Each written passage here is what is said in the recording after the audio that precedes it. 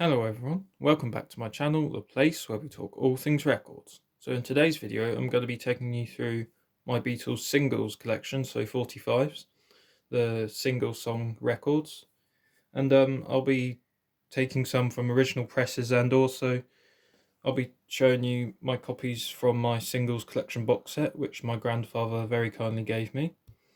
This one came out in 1976, I believe. Oh, sorry about that, there we are. Hopefully you can see that. So let's get started. So of course we're starting off with Love Me Do. Now this one's a 1980s mono reissue on the red Parlophone label. It's in a plastic sleeve because the original picture sleeve's kind of worn out. I will get it out to show you. So it is a reissue of the red label. It's very nice. It sounds pretty good as well. And I believe this is the album version, not the version with Ringo on drums. I can't remember because I think they messed it up and got the wrong version, but Parlogram Auctions has a video on that, so if you want to double check. And it is red, by the way. Sometimes the lighting can...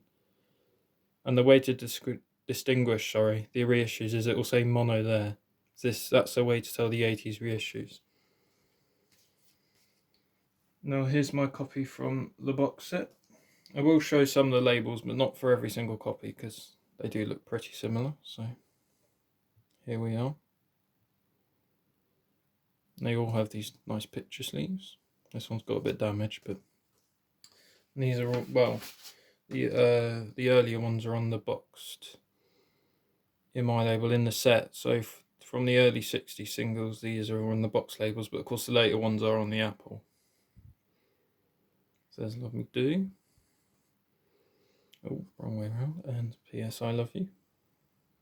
These are already clean condition as well, which is nice. And next up, we've got From Me to You. And again, as I said, the labels are pretty similar, so I won't show for every single copy. I will just show the picture sleeves, but sorry about that focus, hopefully you can see there. Really nice clean these ones are. Nice and clean laminated. It's more of a matte lamination, but... And here we have Please Please Me and Ask Me Why. Now there was debate about whether Please Please Me or From Me to You was their first single, but I don't know, it's because the chart changed around that time, so hopefully you can see there. I'll get the label out for this one. Hopefully I can focus that in for you guys. Oh yeah. As you can see, they are a bit dusty, but overall they're really nice and shiny. Now we've got an original copy of She Loves You. There. On the Parlophone label, of course. Of course, these are really easy to find. Some people seem to think they're rare, but they were pressed in the millions, I tell you. So there are ways to tell originals, but it'll have the Parlophone Co. rim text and no Southern UK. Of course, there are many different label variations, but there's just one way to tell. Now here's my copy from the box set, which I'll try and focus in for you. I will show you the label on this one just to show you the difference. And again, this one is cleaner than my original, but so as you can see, it's got a box there on the label, and the rim text is different. It has EMI records, which denotes it as 76. And up until the ballads and John and Yoko, all the Beatles singles were mono. So, but some of the mono ones in here are just the fold downs of the stereo. So, so most of them are the original mono mixes. But here we have I Want to Hold Your Hand. Sorry about that lighting. It seems these covers seem to react with the light. But here's the back. Again, as you can see, nice and clean. These. Thinking they're 40 years old, but there's actually a few underrated B-sides on these. For example, this boy, that's quite a good one. And I forgot to mention, most of these will use the original 60s cutting work, so even if you get the 70s box set, you're getting a good sound, and instead of trying to seek out the originals. So here's Can't Buy Me Love, You Can't Do That from A Hard Day's Night, the album that is. Hopefully you can see that there. And I will be doing a part 2, of course, so this is from 62 to 66. Here's A Hard Day's Night. And again, the picture sleeves you'll have, so these are all the early ones, of course, because it's the early Beatles. And next up, we've got an original copy of She's a Woman and I Feel Fine. This one has had its push-out centre pushed out. Hopefully you can see that there. Now, next up is the copy from my box set. And this is where the picture sleeves begin to change. So this is late 64. So you've got a nice new picture on there. Again, same on the back. And I'll show you the label just to show you the difference. Again, the easiest way to tell is just a single box. Hopefully that will focus in. There we are. So the box and the rim text is the easiest way to denote an original from a later pressing. But of course there are quite a few variations, so I'll leave a link for some of them. And this is Ticket to Ride. And yes, it is. Yes, it is. John wasn't particularly fond of, I don't think, because he thought it was just a rehash of This Boy, but it's quite a nice song, actually. And again, the new picture for the picture sleeve.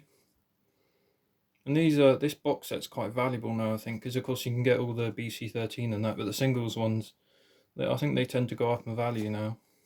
And of course there are a few different issues of the box, but mine's the 76 reissue. Here we have, next up, we've got Help and I'm Down.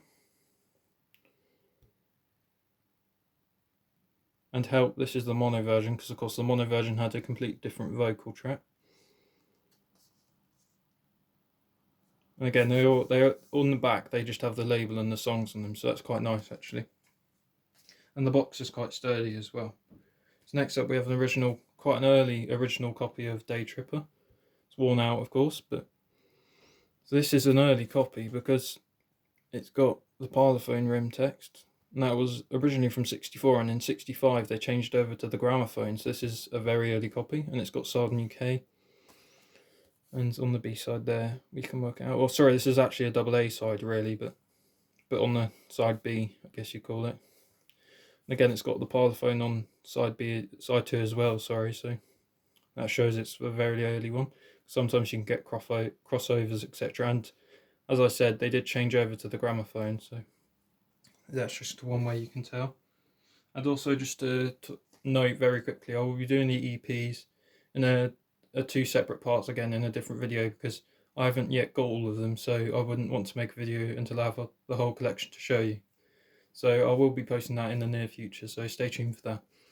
Next up though, we've got We Can Work It Out and Day Tripper from my box set. So this is the 70s reissue copy. Same on the back there. And again with the box label. Here we've got Paperback Writing Rain, one of my favourite of their singles, because I just think both the songs are really, really cool. Especially Rain. The first time I heard Rain, I was knocked out. Metaphorically, of course. And Rain's where they first sort of discovered backwards tape. So the backwards vocal on John and stuff, that's when they first started to experiment, really. And of course this picture sleeve will change on 67, but that'll be in the second part of the video.